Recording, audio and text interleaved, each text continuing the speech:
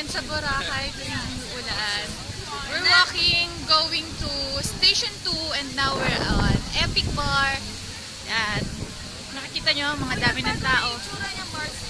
But still, kahit na ganito po yung panahon sa Boracay, ang dami pa rin pong tao.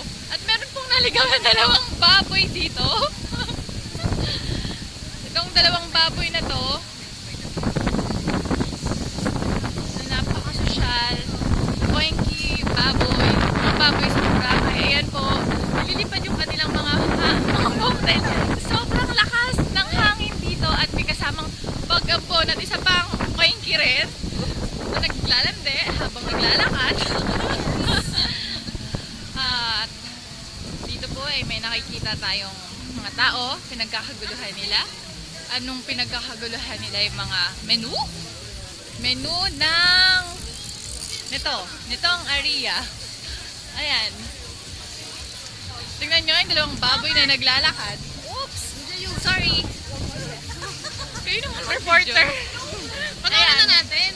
Makakita nyo, ayan, nandito na tayo sa D-Mall. Ayan, makikita nyo yung mga makukulay na paninda at buhay na buhay ngayon ang Boracay.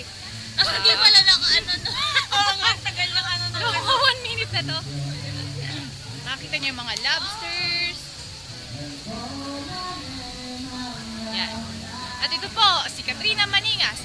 Nagre-report para sa... Ano? Yan. Andito tayo ngayon sa... Zumba boys at night. Dapat nyo na lang natin. Ayan, si Kuya. Where we going? Yan, we're now approaching Wala natin ang kilis dito. Bongbong Bar. Ano magilis na to? Okay. Ayan, nakita nyo po ang hindi pala, hindi nyo nakikita, masyadong madilim. Oh. At ito po ako nag-uulat sa Boracay, sa malamig at mahanging Boracay. Wow, thank you. Madilim. Look, ayan, tingnan nyo.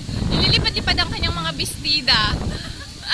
Paalam, ano po, ako uli. Bye! Bye! Tapos na. Ang ina. Stop na yan.